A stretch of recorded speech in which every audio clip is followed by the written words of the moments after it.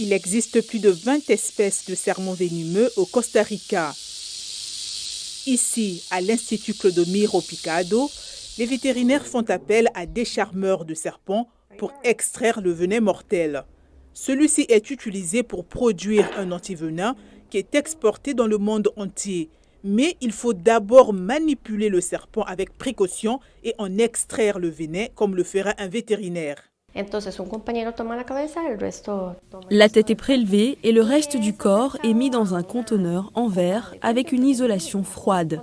Nous exposons les crocs. Une fois que les crocs sont exposés, nous massons les glandes où le venin est libéré. Après ce processus, la bouche est désinfectée et l'animal est renvoyé dans son enclos. Les antivenins sont administrés aux patients qui ont été mordus par un serpent venimeux et agissent en renforçant notre réponse immunitaire. Le venin de serpent est injecté à des chevaux, créant des anticorps qui sont ensuite extraits du plasma sanguin, puis purifiés, stérilisés et conditionnés pour être expédiés dans le monde entier.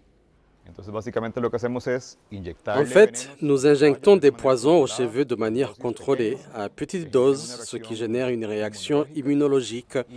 Après avoir reçu ces poisons, les cheveux commencent à produire des anticorps et quelques temps plus tard, nous leur prélevons du sang. Le sang est séparé en ces différentes phases, le plasma qui est la partie liquide et les cellules qui sont la partie solide. Et cette partie est rendue au cheval pour qu'il ne devienne pas anémique. Et le plasma est amené au laboratoire de production où les anticorps sont purifiés. L'Institut produit 100 000 à 150 000 doses par an qui sont exportées vers l'Amérique centrale, l'Amérique du Sud, l'Asie et plus de 6 pays d'Afrique. Tout cela pour un but principal. Le but d'étendre et d'aider certaines alliances et aussi de renforcer les études cliniques qui attestent que le produit est sûr et efficace, ce qui renforce l'idée que le produit sauve des vies.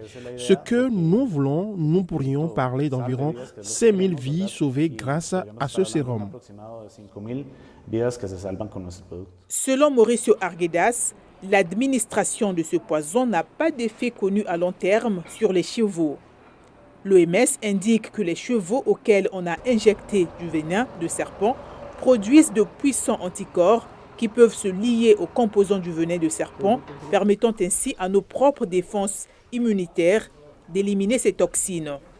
L'Institut Clodomiro Picado est rattaché à l'Université du Costa Rica et a participé à la rédaction des lignes directrices de l'OMS pour la production, le contrôle et la réglementation des antivenins de serpent.